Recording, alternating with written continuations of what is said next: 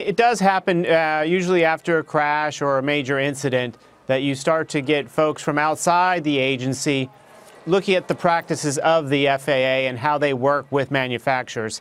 It is a unique system where we do have a lot of self-certification done by manufacturers. We see that in the auto industry, we see that in the rail, we see that with aviation.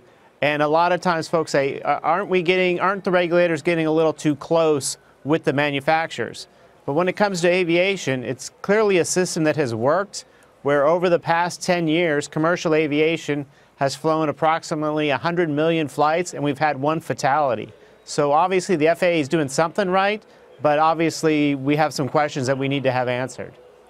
When you were at the FAA, did Boeing have undue pressure in what you and your colleagues were doing?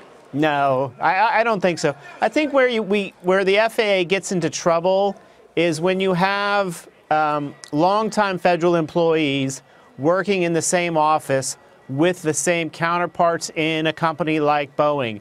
And if I've come to you a couple of times, if I'm the FAA and I've come to you and you're the Boeing rep, and you've always given me great data and I've never had a problem with you, I may just make some assumptions that everything you've given me is accurate and correct rather than doing the testing myself. So sometimes is that a good idea?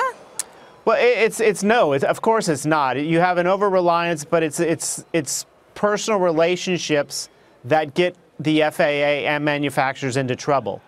But at the end of the day, though, you do have a system where you have a manufacturer self-certifying and then kind of the FAA overlooking what they have presented to you. Remember, the 737 has been around a long time, and some of the changes that were done to the MAX were not dramatic. They moved the engines forward a little bit, and that may cause some probably the largest questions as it changes the aerodynamics of the aircraft. And why did the FAA sign off on that without asking for additional pilot training?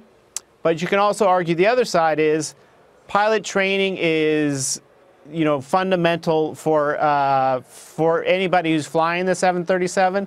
And one of the things they train for is loss of this trim control. It's one of the 5 memory sequences they do, which means basic 101 training is, if you lose an engine, how do you get back to an airport? If you lose your trim, how do you regain control of the aircraft? So I'm just guessing here that the FAA said, pilots are expected to be able to perform these types of maneuvers regardless of what happens to the trim and get the aircraft safely on the ground.